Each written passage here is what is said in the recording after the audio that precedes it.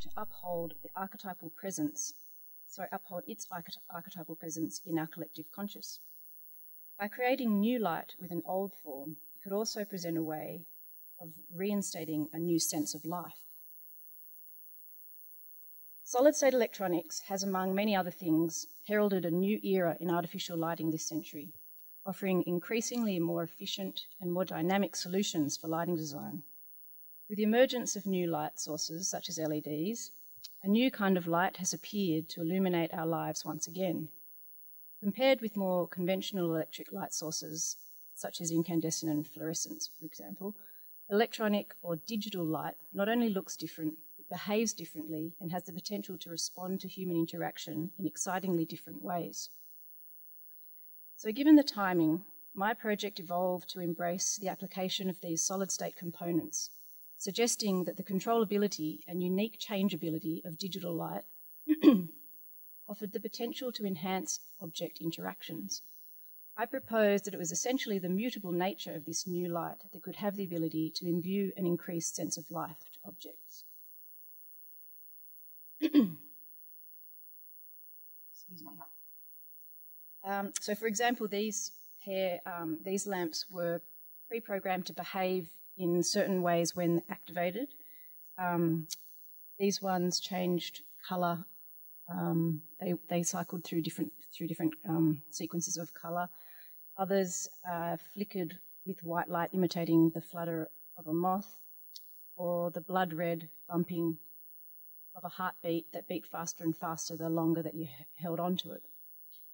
Combined with this use of symbolism, equally important was the role of interaction in these works.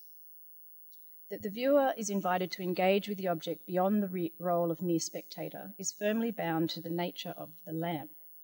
Being an object of artificial illumination, a lamp generally has two states of being, on and off.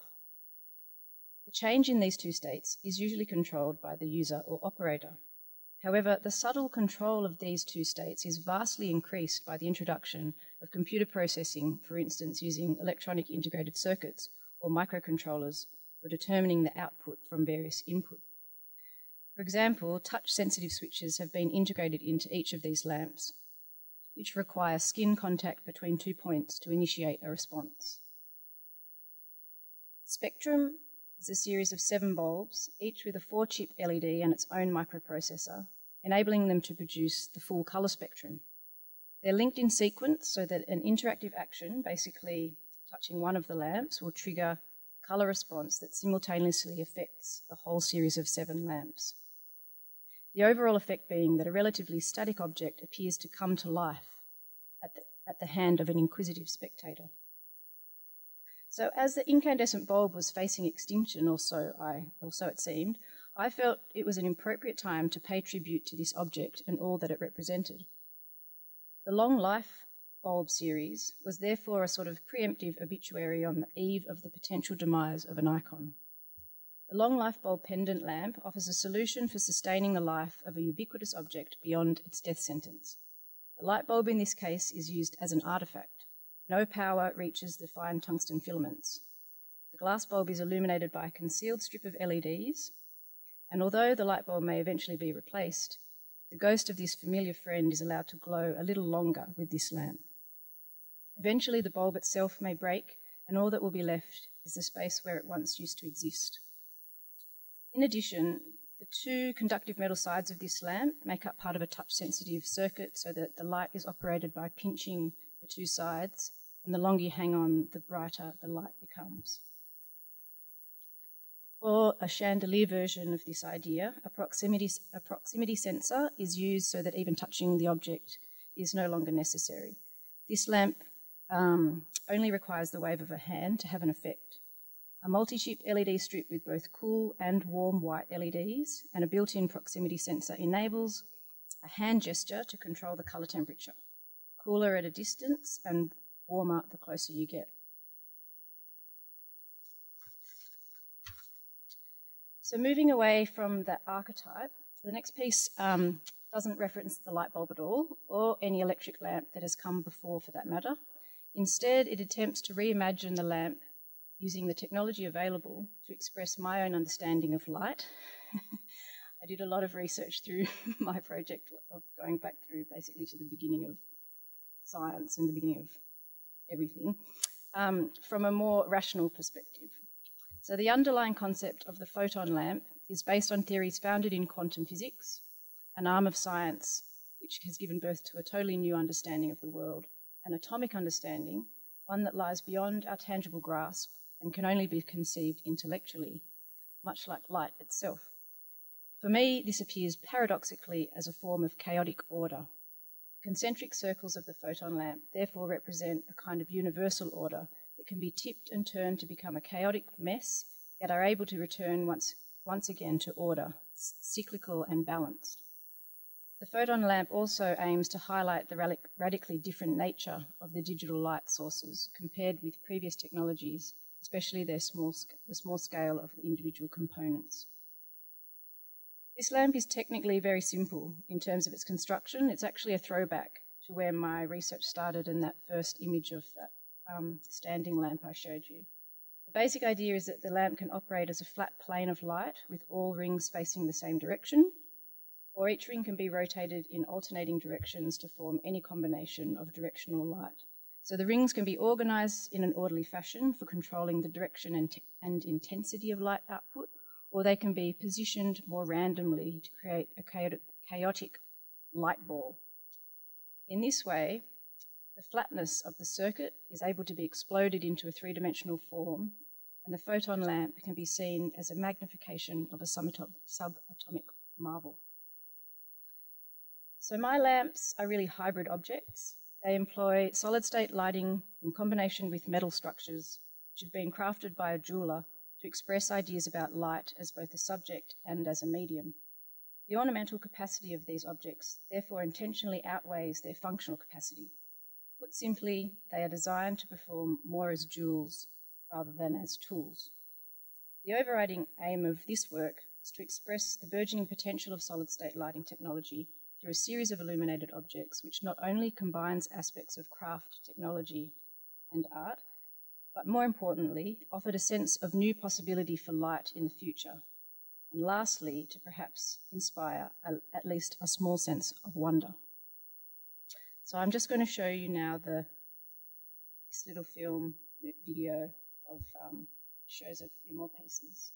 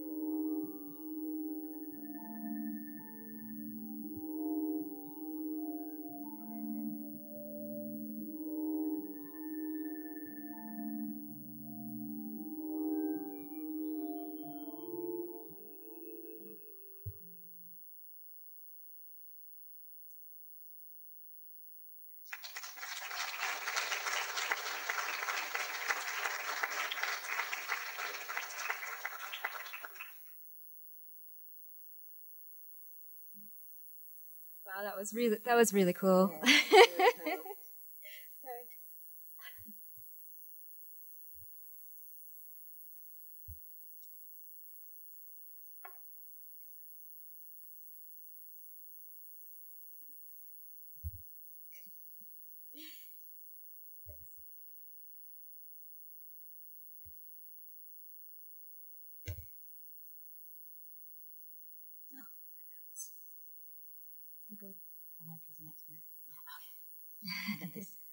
Hi everyone, I'm Karen Cunningham, the Creative Director of the Glass Studio at the Jam Factory, and this is Mandi King, Master's student at the University of South Australia next door, and together we are Illumni.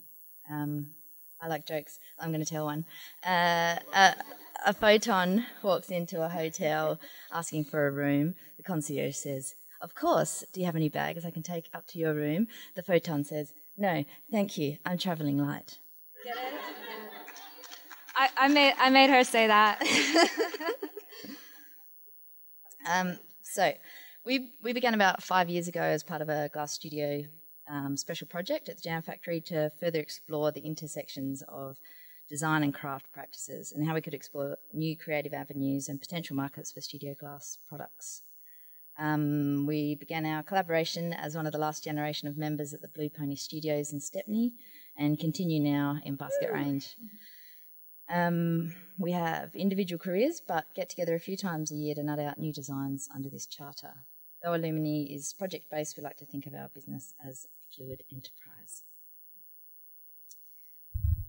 Maybe get this in between us. Okay, so we had a feeling we were probably invited here today because of the name of our collaboration. So we just thought we would quickly address that.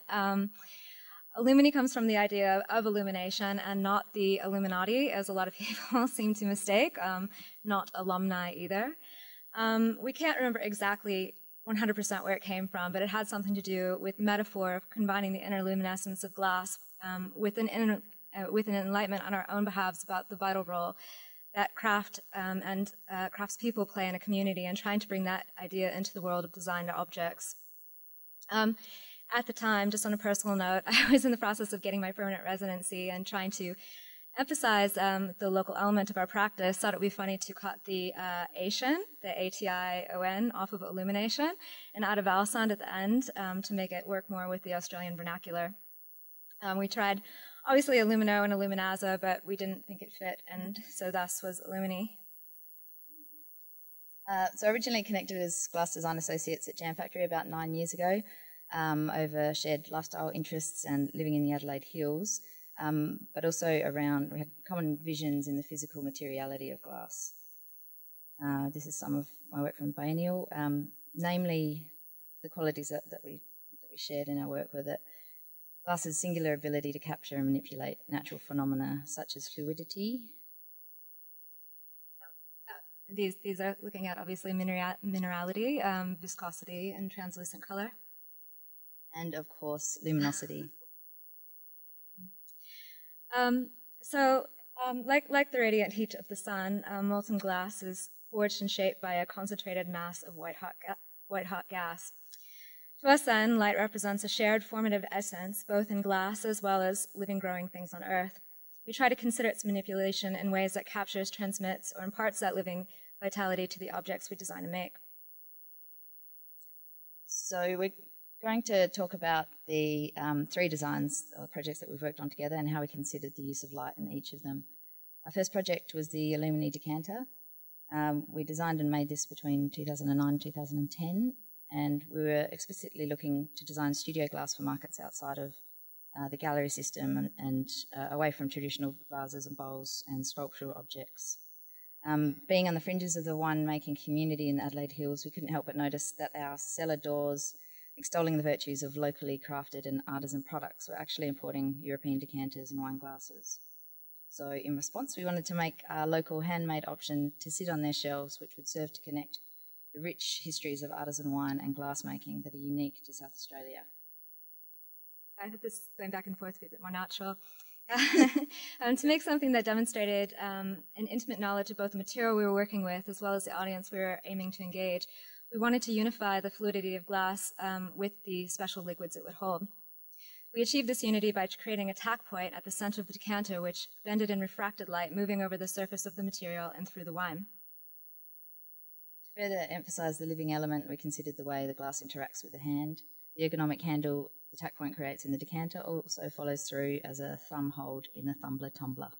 This indent plays homage to the hand in craft. So we experimented with different colors for the body of the decanter, but after consulting with some of our friends in the business, we decided on clear as it best allowed for the transmission of light through the wine, showing off its depth of color and allowing it to express its own special visual characteristics. When wine hits the tack point and aerates by spreading thinly down the walls of the vessel, it reveals finer qualities to the trained eye, such as the wine's stability and age. To create a truly organic form, it was important that light captured within the body highlighted the supple contours of the form, and that it wasn't escaping through any sharp edges or angles. And in a sense, you see that light bouncing around the internal thickness of the translucent glass. So, our next project, in 2011, we received a project grant through the Arts SA to design and produce a low environmental impact table light at Jam Factory using recycled timber and glass as its main materials.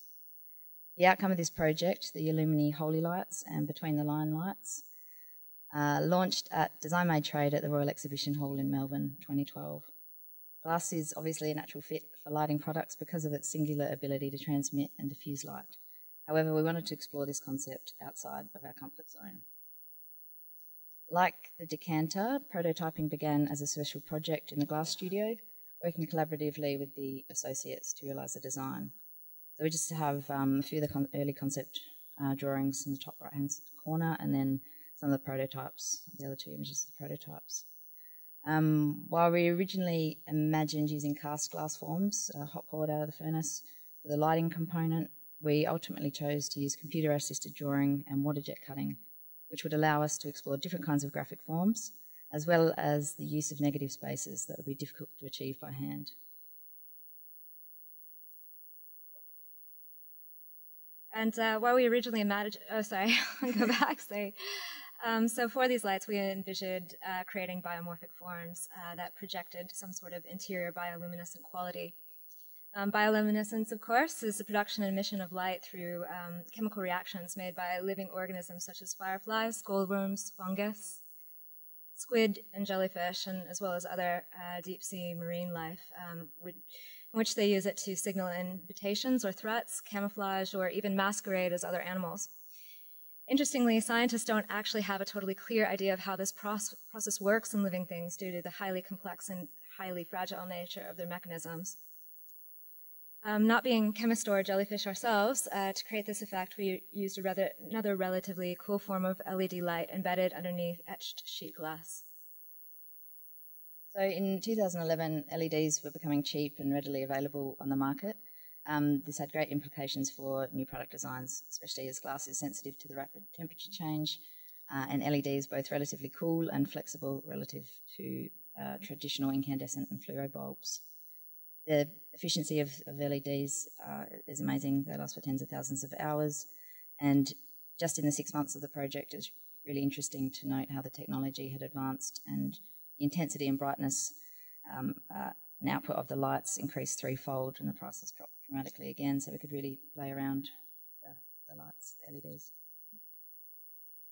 So these are some shots of the final products of the project, the Illumni Holy Lights, made of laminated ply scraps and bound by internal magnets that hold the layers together, should you need to ever replace the LED strip. Yeah, if you want to see some examples of these, there's a couple over in the retail shop at the moment. But they're actually really, if you're passing by at night, that's the best time to look at them because they're really quite phenomenal. Finally, we're going to talk about our Illumni small domestic greenhouse that you can see in the Glass Art, Design and Architecture exhibition, which will open tonight for Ausglass delegates. This project was informally started last year as a self-directed research into solar passive greenhouse systems that Mandi was looking at while she was finishing her grad diploma in sustainable design at UniSA. The design and prototyping happened during our Australia Council residency in Finland over 3 months, we got back from a few months ago. We felt that the design and production of a greenhouse was a logical direction for us because we wanted to challenge ourselves to move beyond basic object design and create something that works as an ecological system and as part of a lifestyle that cultivates more environmentally sustainable behaviours in its users.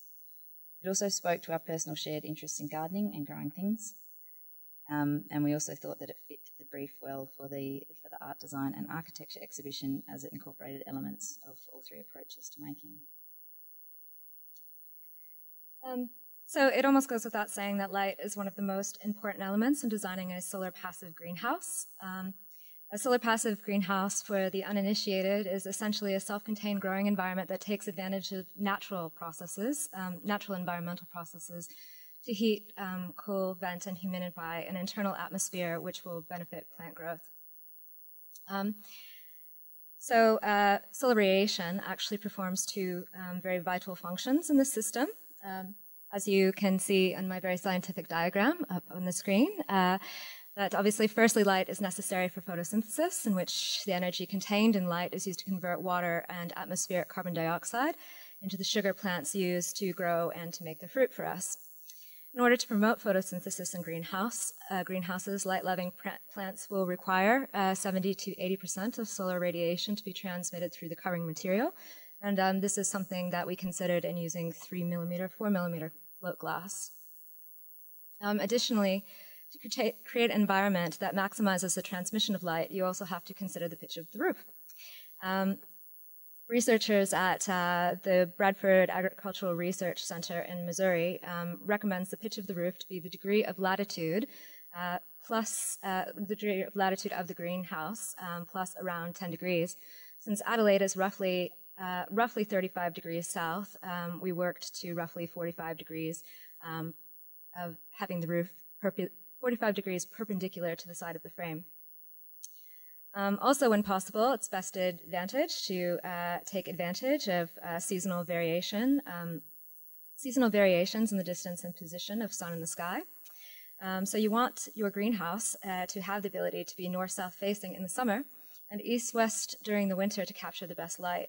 So in order to do this, we stuck little wheels on ours and make ours portable so you can move it around and get the best light.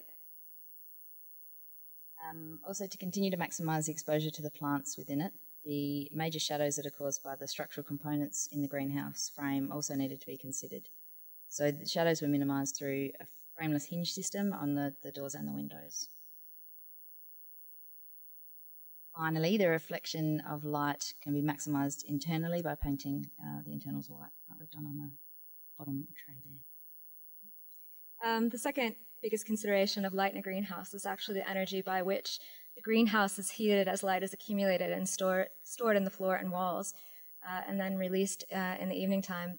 To encourage thermal heating in a portable model, energy is collected by the rainwater tank underneath the plants, which is then transferred back to the internal atmosphere overnight, which can raise the temperature up to 2 degrees Celsius. If we would have wanted to be strictly scientific about this, we would have painted the barrel black, but we thought in the vein of the effort of being user-friendly that it might kind of burn your hands in the summer, so picked a nice, beautiful blue.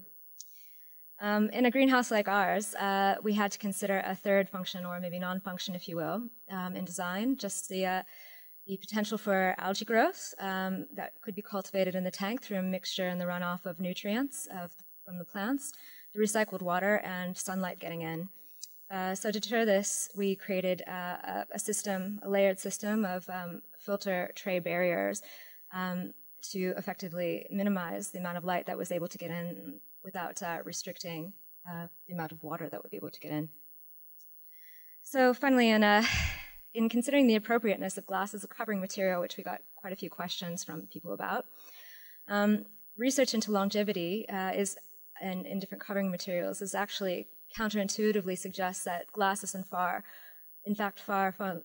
longer lasting than plastics or acrylics in greenhouses due to its structural resilience to UV, which is subject to yellowing, breaking down, and brittling synthetic materials over time. The only major threat to the longevity of glass is obviously breaking from impacts, but as we don't really have too much of a hail problem at this point in South Australia, we figured we were relatively safe. However, glass does have a unique quality that we in the Sustainable Design Department over at the University of South Australia call, it's a bit of sustainability jargon called emotional durability. This is a term that describes products or materials that conjure up fond personal memories, carry a history, or tell a story, thus making them, in theory, less disposable and much more likely to be looked after. Glass has been used for at least 300 years as a covering material in European greenhouses, which would have originally been made probably by glassblowers spinning rondelles into panels. We hope that using glass in our small domestic greenhouse would add to this history and narrative in a new and interesting way. And so we just wanted to show you some history here. So that last image was designed for one of the first major conservatories in England back in the mid-19th century, using, I don't even know how they would have done that, glass paneling. This one is in Massachusetts, and it still exists almost exactly in the form that it was built in, over 200 years ago. And you had this one about the greenhouses. And just that there's a strong history in South Australia of glass greenhouses growing tomatoes. They used to be the biggest producer in Australia in the 40s, so that was a nice link. Mm-hmm. And obviously the Palm House. So also originally we wanted to use fused recycled studio glass for the panelling to tell a bit of a story of working at the jam and making use of the waste material. But because of its weight and additional firing times, we decided to slump float glass into corrugated iron moulds because of Mandi's love for the iconic Australian roof. Not long after working with Mandi, she talked to me about this tinny that everybody used in Australia, tinny, and I didn't know what she was talking about. And she just would notice all the corrugated iron that was used for roofing around Australia that I'd just become used to. So we had to relate that back to using tinny. We just threw this up here because we think that our decision to go with the corrugated might have been slightly influenced by our time spent at the Blue Pony in Stephanie, which was basically just a giant corrugated iron shed, and it was absolutely beautiful. So when we were debating how these flattish panels of corrugated glass would actually fit into the Illumni style we were trying to develop at the time, we settled on actually attempting to bend the glass a second time, which would create a complex curve for the roof. So we had to get our skills up with kiln forming and do a lot of research into slumping the float glass. Eventually we got there. And this worked out really nicely, though, because corrugation is actually really, really great for channeling the water into the tanks, and that complex curve actually gave an extra element of strength and durability to the glass, lest something actually fall on it, drop bear or something, I'm not sure. But we did find, too, that it was funny because we just had a debate for a very long time about how we were going to approach this roof of this greenhouse, whether we were going to make, sort of a flat angled roof or a curved roof, and this just ended up being sort of a really nice compromise because we find that it actually serendipitously fits into our style by going back to that our first project with the decanter and connecting that molten fluidity of glass and with the fluidity of the water that's obviously moving over it, and I know I should connect this back to light in some way, but I mean, the light is really the thing that obviously activates that phenomenon. And so, thank you. Thank you. Yeah.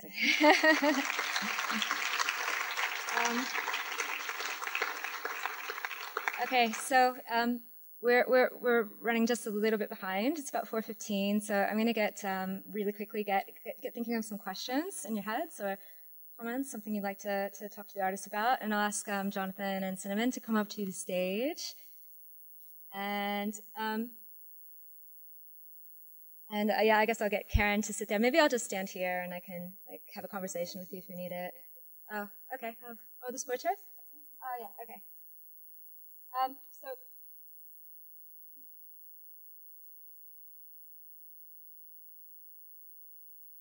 Hello? Oh, yeah, that was good. Okay, so who has a question?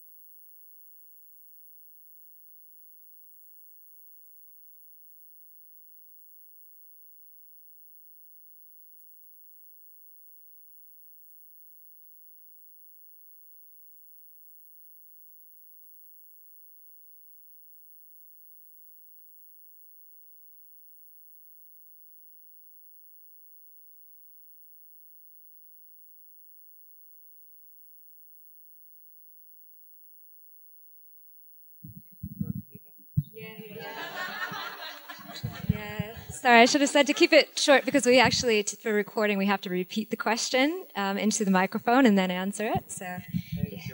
Yeah. Oh no, that's your job. No, I can't do it. There was no. Where is he? Oh, sorry. I'll try and make it a little more succinct. But the notion of working with a starting point in a very kind of the spiritual kind of practice, I guess for me that's kind of what I read, with a material that is like from a traditional design pattern or something like that, and then transforming it to the built environment.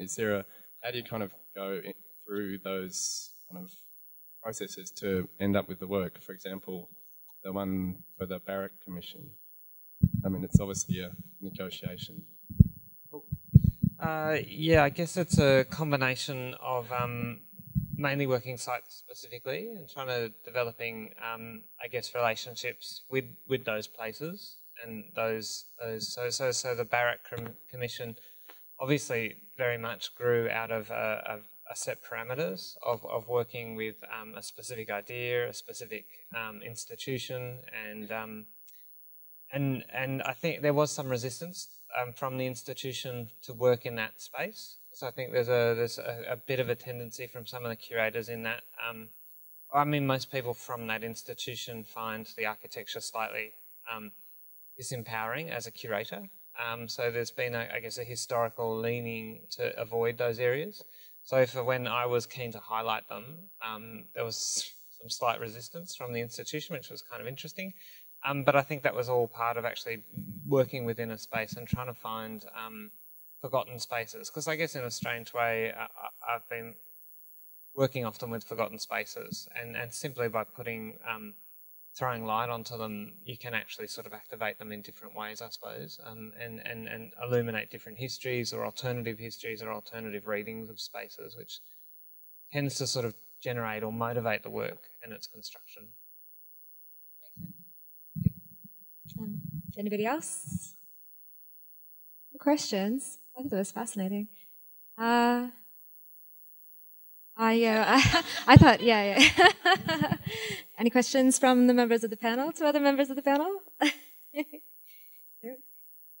Okay, well, I guess that's probably about 4:20 now, I would say, give or take a little bit. So again, I want to say thank you guys so much for coming and listening today, and thank you so much to Cinnamon and Jonathan for sharing their work with us, with all the Glassy community. It's really, really interesting. Thanks, guys.